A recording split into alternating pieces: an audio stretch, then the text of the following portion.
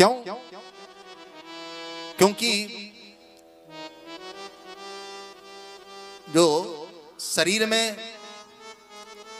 कफ वात पित्त ये तीन इतनी वेग से बढ़ते हैं कि उस समय न तो भगवान याद आएगा न पुत्र याद आएगा, कुछ नहीं याद आता है। इतना कष्ट होता है जीव को। ये वात पित्त कफ अपार पूरी तरह से, एक तरह से समझ लो बाढ़ सी आ जाती है पूरे शरीर में। और उस समय पर कंठावरोधन विधौ स्मरणम कुतस्थे, स्मरण भगवान का कैसे करोगे? कंठ अवरुद्ध हो जाएगा, तो उसके लिए साधन पहले से कर लो।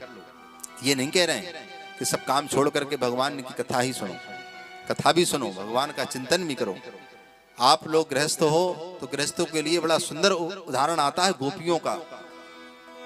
गोपियों ने वो भक्ति करी कि परमात्मा उनके घर में आए।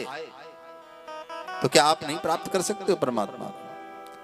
घर बार छोड़ करके ही परमात्मा मिलेगा? बोले नहीं, गोपियों ने कुछ भी नहीं छोड़ा, ना अपने सास ससुर की सेवा छोड़ी, ना अपने पति की सेवा छोड़ी, ना घर छोड़ा, ना बार छोड़ा, सब कुछ प्राप्त किया। और फिर भी नारायण आए। एकादशी का व्रत जो बताते हैं, जो नाना प्रकार के व्रत हैं, वो क्या है? तपस्या ही तो है।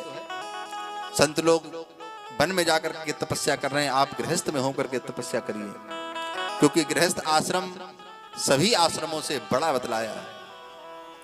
गृहस्थ आश्रम सब आश्रमों से बड़ा है प्यारे, क्योंकि इसी आश्रम से ही सभी आश्रम चलते हैं, इसलिए इसको सबसे बड़ा बतलाया है।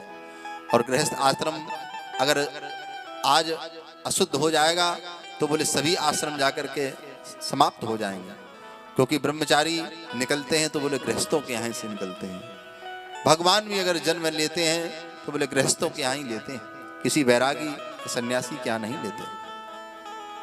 इसलिए ये कथा बोले इन गृहस्थों को उनके नियम बतलाती है कि आप कैसे रहिए, कैसे खाइए, कैसे पीजिए, अपने घर में क्या क्या नियम बनाइए।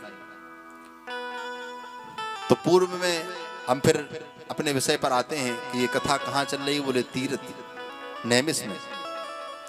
और नैमिषारण्य तीर्थ में ये कथा चल रही है। और वहां पर बैठा कौन? बोले सौनकादिक 88,000 ऋषि बैठे। और बोले आए कैसे? बोले सौनक ऋषि गए। बोले कहां पर? बोले चिंतन कर रहे थे, कथा करें तो कहां पर करें, इसका निर्णय हो जाना चाहिए। निर्णय नहीं ले पा रहे तो बोले ऐसा चलिए ब्रह्मा जी के पास, ब्रह्मा जी के समीप गए। ब्रह्मा जी से बोले हे पितामह, हम सब लोग दीर्घ काल तक का सत्संग करना चाहते हैं, ऐसा कोई स्थान बताएं जहां पर कोई भी व्यवधान ना आए, वो व्यवधान किसी प्रकार से हमारे उस संकीर्तन को रोके नहीं। और इसीलिए हम आपके शरण में आए हैं। ब्रह्मा जी ने कहा ठीक है, हम आपको एक चक्र दे रहे हैं और इस चक्र के पीछे पीछे जाइए, और ये चक्र जहां पर भी स्थापित हो जाएगा वहीं पर आप अपना स्थान बना लेना। और ब्रह्मा जी की आज्ञा पाकर के वो सभी ऋषि उस चक्र के पीछे पीछे गए।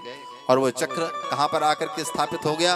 बोले सीतापुर जिला में आकर के एक स्थान इस भूमि का स्पर्श किया, और भूमि का स्पर्श पाते ही वो चक्र भूमिगत हो गया। और आज वहीं पर जो है चक्र तीर्थ बन गया। बोले चक्र तीर्थ धाम की जय।